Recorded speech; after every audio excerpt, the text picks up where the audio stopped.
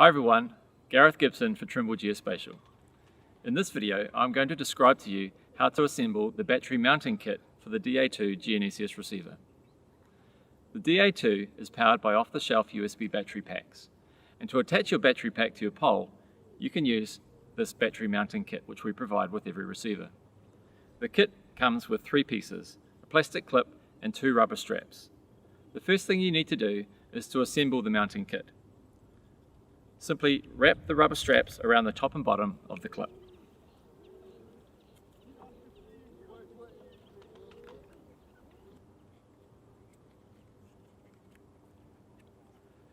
Once it's assembled, you just need to attach the clip to your pole by wrapping the rubber straps around the pole and securing them in place.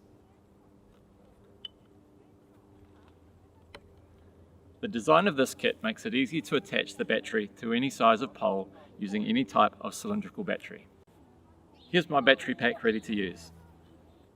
All I have to do is hold my battery in place, secure it using the rubber straps, and plug it in.